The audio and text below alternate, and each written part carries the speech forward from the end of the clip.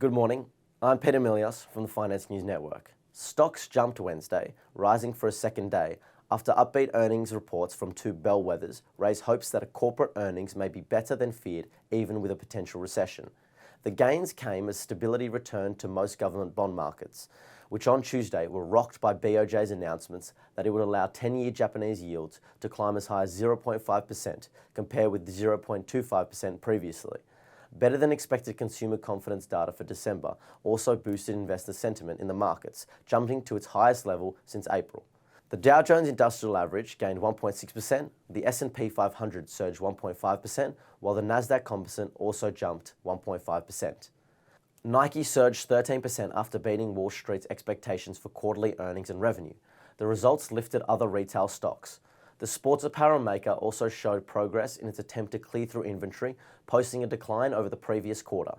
Meanwhile, FedEx gained 5% after reporting earnings per share that beat estimates. The company also shared their cost-cutting plans.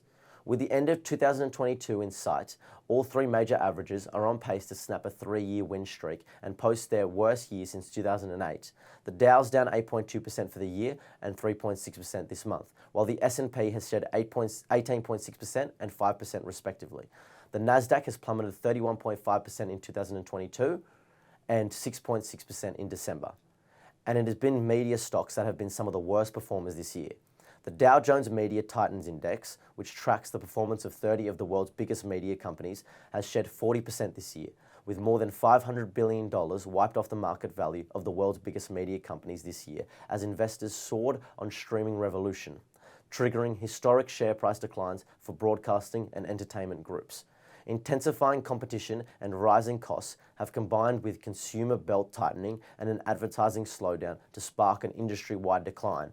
Media, which for investors spans a broad range of activities from film production to advertising to cable television, has been among the hardest hitting sectors in what is set to be the worst year for global equities since the financial crisis.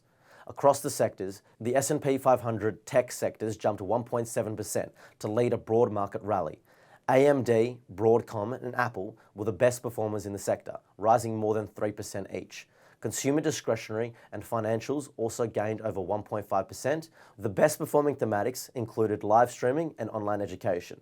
The SPY futures are pointing to a 0.6% gain. Thank you all for listening. This is the last morning report of the year. We'll be back again January 9th, 2023.